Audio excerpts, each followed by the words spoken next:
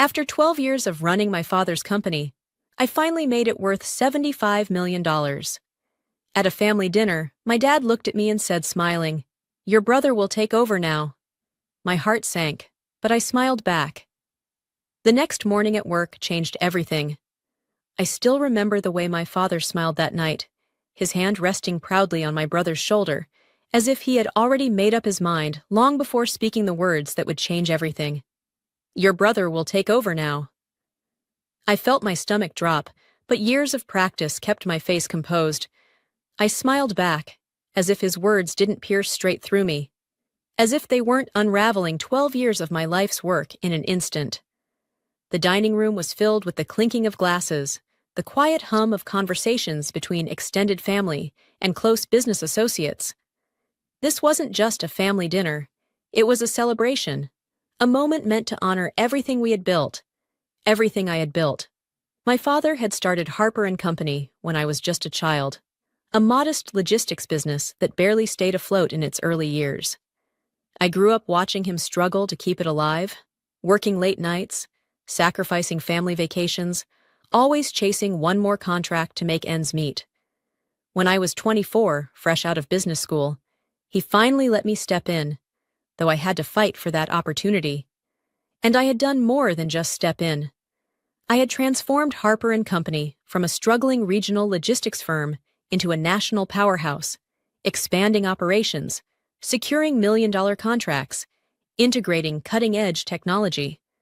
What was once a small, nearly bankrupt company now stood as an industry leader worth $75 million. And yet, in this moment, none of it mattered. My father had already decided. My brother, Ethan, would be taking over, not me. A slow ripple of approval spread around the table, murmurs of congratulations directed at Ethan. I watched as he lowered his gaze, feigning modesty, though I knew better. Ethan had never been truly invested in the business. He had spent the last decade hopping from one failed venture to another, never quite finding his footing. He wasn't interested in logistics. He wasn't interested in operations. But he was interested in power.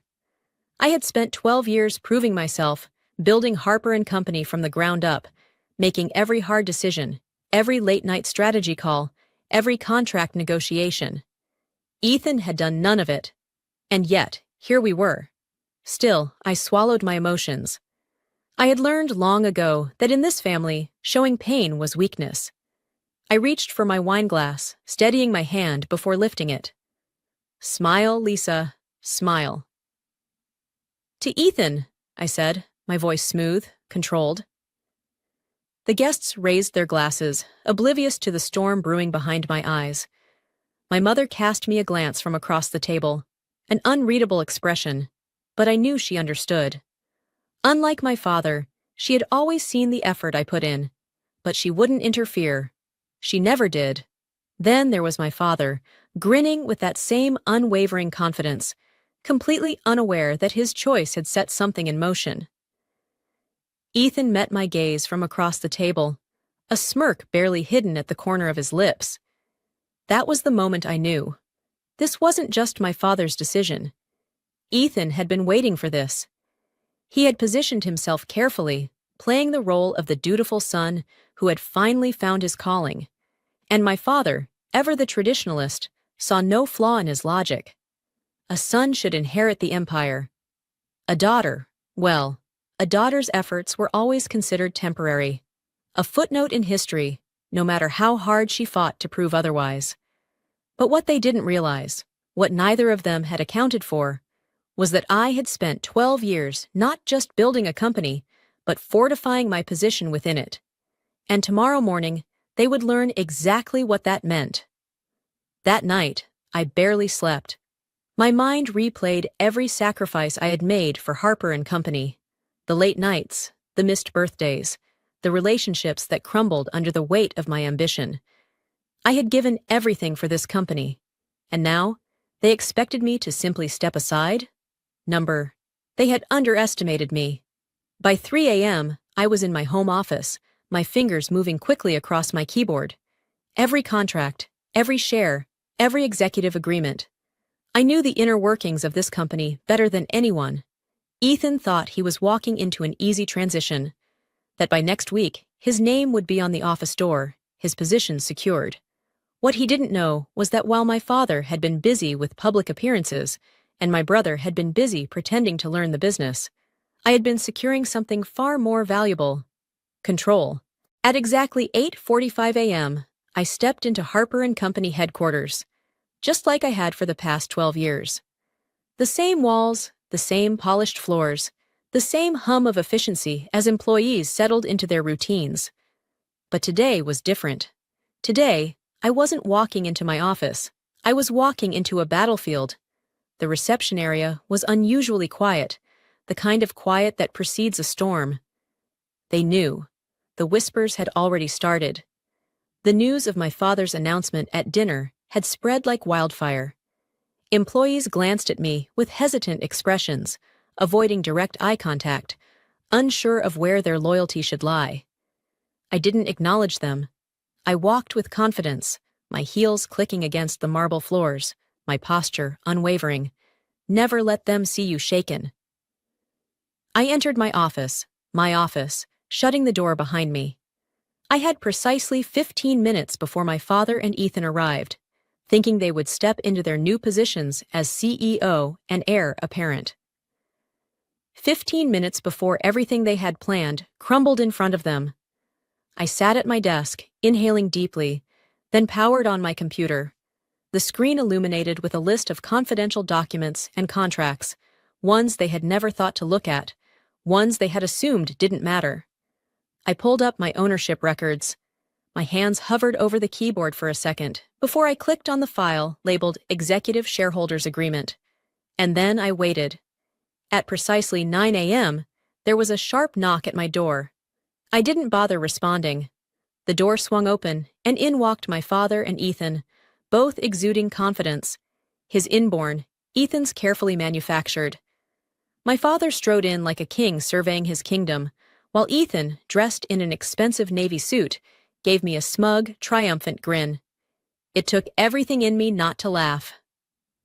"Lisa," my father said, in his usual authoritative voice, as if he were doing me a favor by acknowledging me. "I assume you're aware of the transition happening today?" Transition. Interesting choice of words.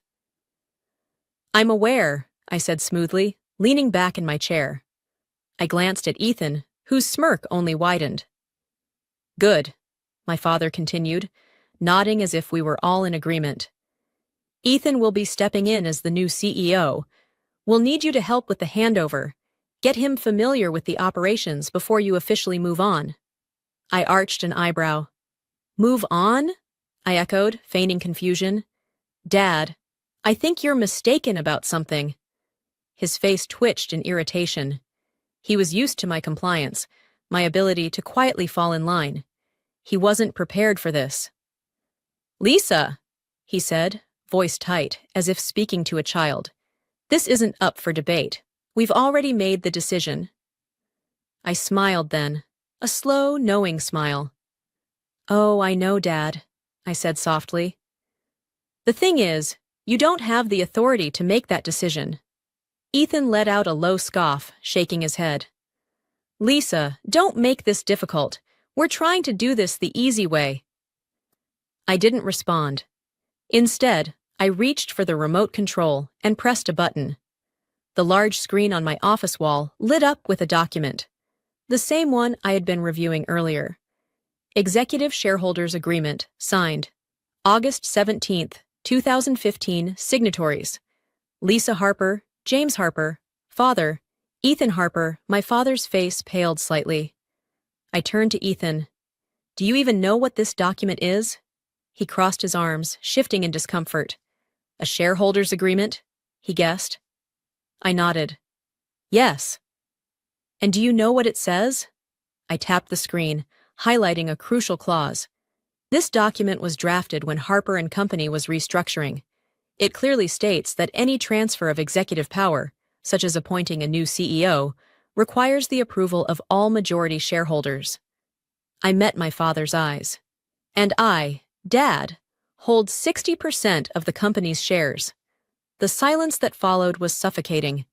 My father's expression hardened. "That's impossible," Ethan muttered, stepping forward to examine the document. "Actually, it's very possible," I said smoothly. "You see, over the years, while you were busy failing at every startup you touched, and Dad was busy playing the role of business patriarch, I was doing something else." I leaned forward. I was securing my place. I turned back to my father.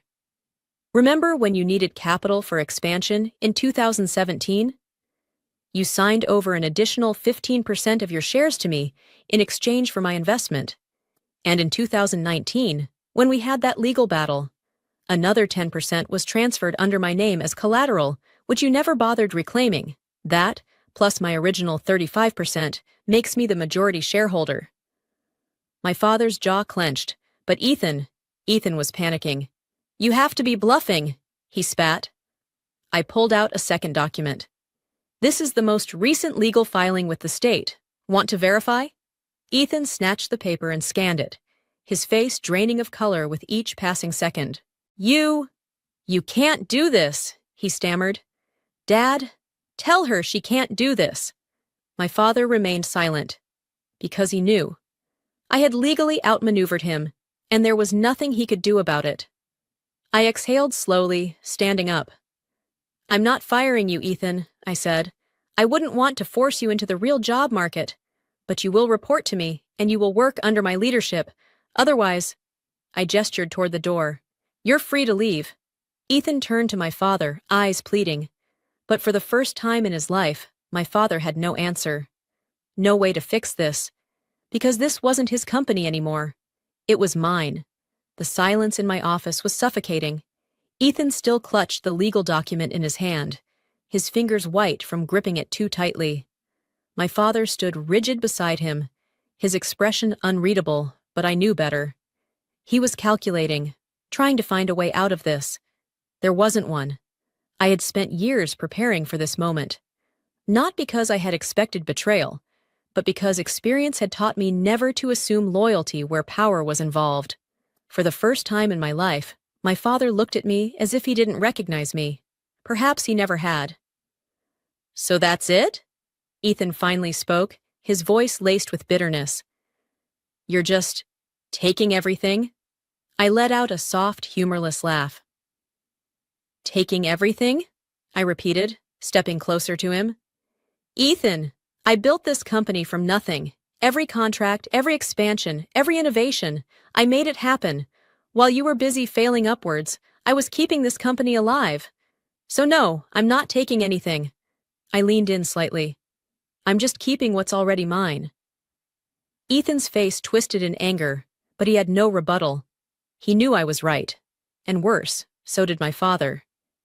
He had spent years believing that bloodline mattered more than ability, that his son would inherit what was rightfully mine. He had underestimated me, and now he was paying for that mistake. My father finally broke the silence. "You're making a mistake, Lisa." His voice was calm, measured, but I could hear the strain underneath. "A family should stick together. Do you really want to burn this bridge?" I met his gaze head-on. "Dad," I said slowly, "you burned this bridge the moment you made your decision without me." His lips pressed into a thin line. "Business is bigger than just one person. We can find a solution that works for everyone." I tilted my head slightly, feigning consideration. "Oh, I agree. That's why I'm offering you both a choice." I turned to Ethan first. "You can stay in the company," I said, keeping my voice smooth, professional. "But you won't be CEO. You'll take on an advisory role with limited authority. Your salary will be generous, but you will answer to me." Ethan stiffened, but I didn't stop. "Or," I continued, "you can walk away. I'll buy out your shares at market value. You can take the money and find a new project to sink your teeth into." My father scoffed. "You're acting like you hold all the cards." I smiled. "I do." A thick silence followed my words. I let them sit in it. Let them feel what it was like to be powerless. Finally, my father exhaled, shaking his head as if in disbelief. "I never thought you'd do this," he muttered. Not to your own family. I felt a sharp pang at his words. Not to your own family.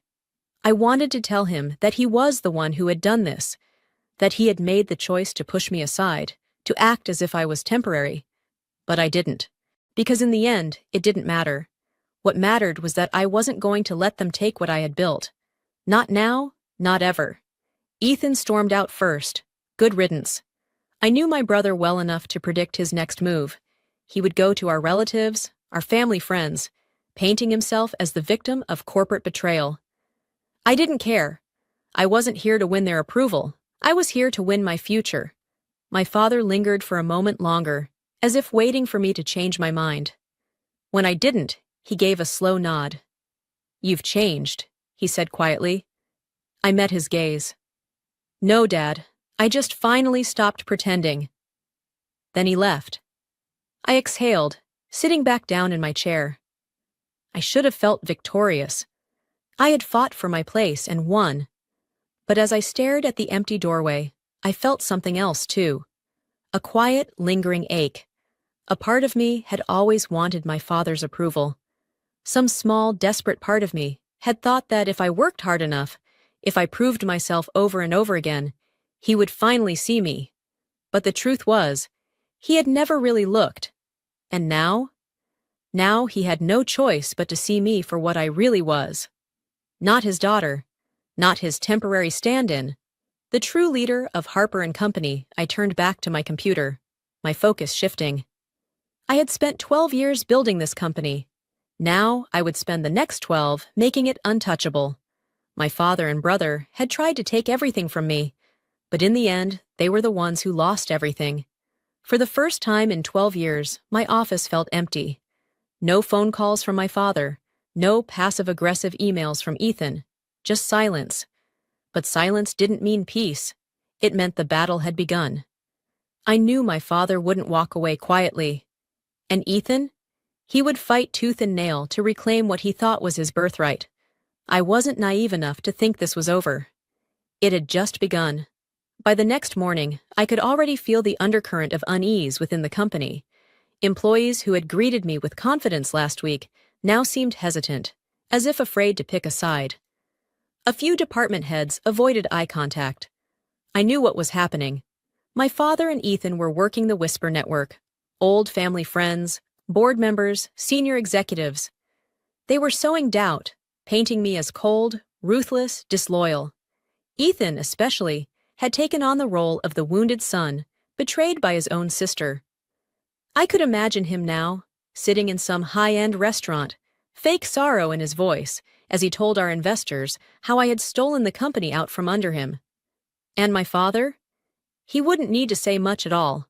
Just a heavy sigh, a shaking head, the carefully placed words.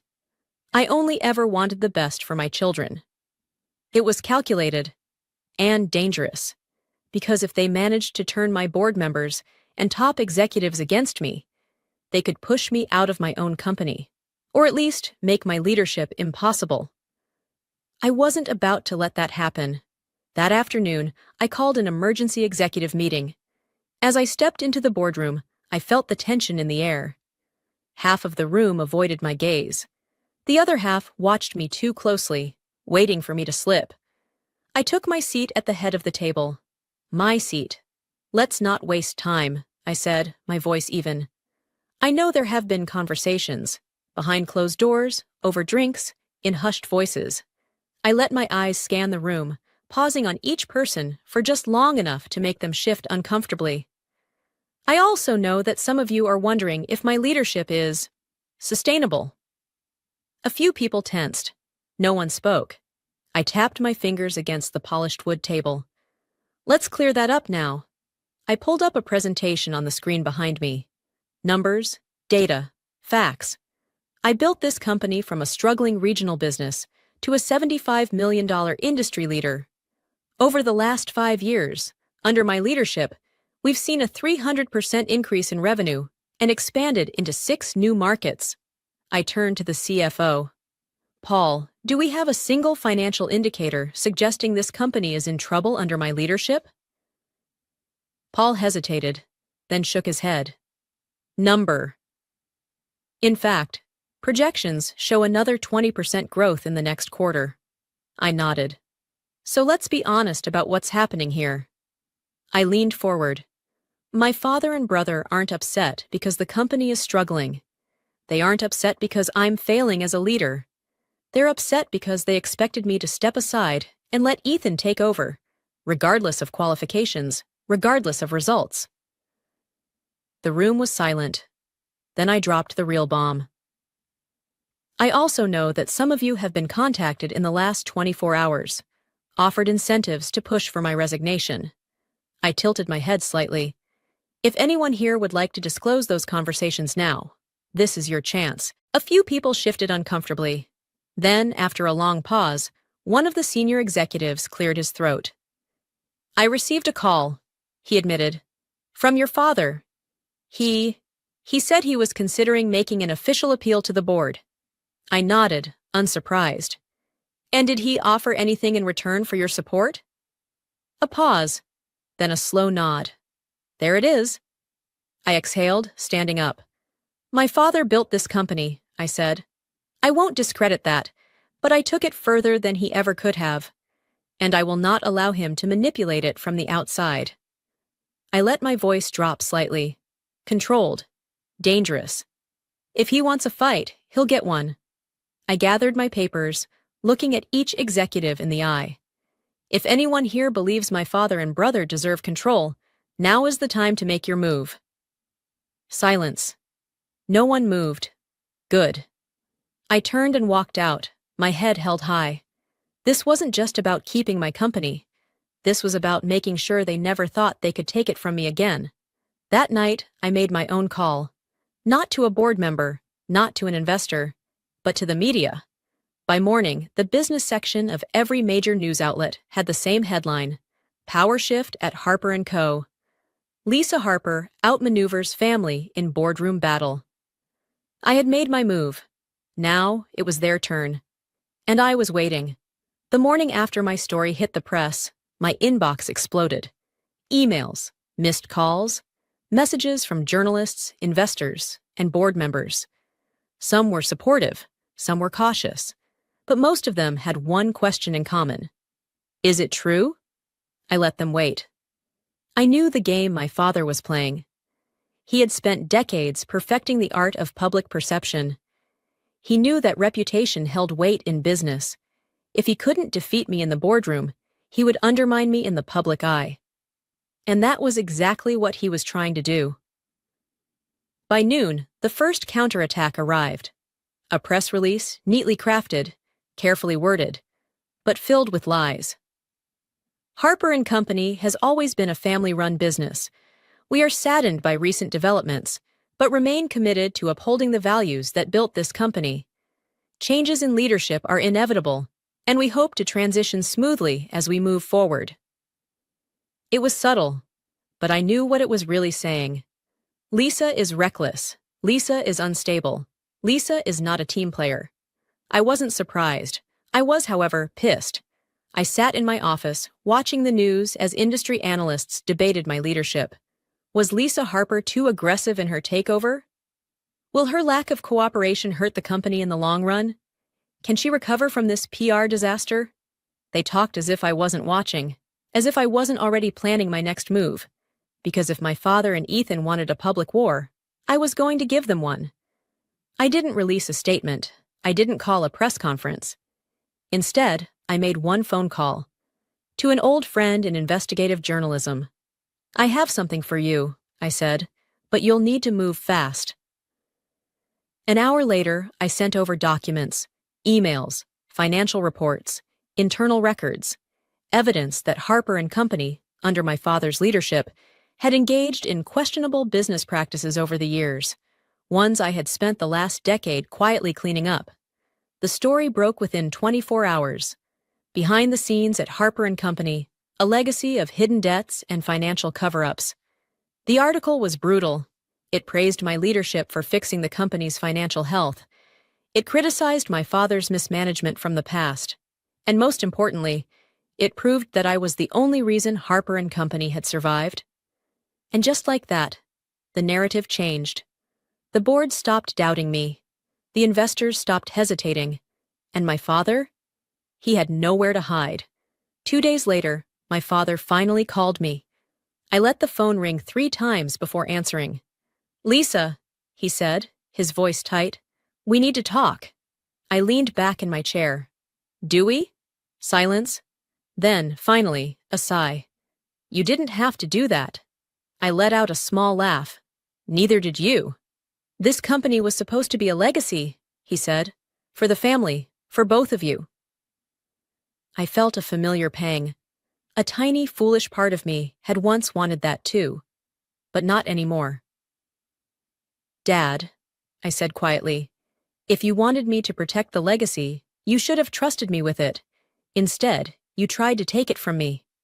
Another long silence. Then he asked, almost reluctantly, "What happens now?" I exhaled slowly. Now I made sure they could never touch my company again. The war was over. My father had lost. Ethan had disappeared. And I had won. But as I sat in my office, staring out over the city skyline, I felt no satisfaction, no triumph, just emptiness. I had spent 12 years fighting for Harper & Company, building it, protecting it, making it stronger than ever before. And yet, the cost of that victory weighed heavier than I had expected. Because while I had secured my position, I had lost something else along the way. My family. The next day, I walked into the office as if nothing had changed. But everyone knew the truth. The whispers had stopped. The doubt had faded. I was no longer just Lisa Harper, the CEO. I was Lisa Harper, the woman who had outmaneuvered her father and brother and come out on top. Some respected me for it. Some feared me for it. And some still waited for me to fall. I let them wait. At noon, my father and I met in the conference room for what would be our final discussion. He looked tired, older, as if the weight of what had happened had finally settled on his shoulders. I waited for him to speak first. When he finally did, his voice was quieter than I had ever heard it. "I'm retiring," he said simply, "effective immediately." I didn't react. I had expected this. "I'll sell my remaining shares," he continued. "I'll keep a small percentage as an investor, but I won't be involved anymore." I studied him carefully. "And Ethan?" His jaw tightened. "He's gone," my father admitted. "Took the buyout. He won't be back." A part of me had known it would end this way. Ethan had never been strong enough to fight his own battles. Once it was clear he had lost, he had done what he always did: run. Still, hearing it out loud made something inside me ache. Not regret, not guilt, just the finality of it all. I nodded. "Understood." My father exhaled, rubbing his temple as if he had a headache. Then, after a long pause, he said something I never expected. "I underestimated you." It wasn't an apology, but it was the closest thing I would ever get. And strangely, I found that I didn't need it anymore. A month later, Harper & Company looked nothing like it had before.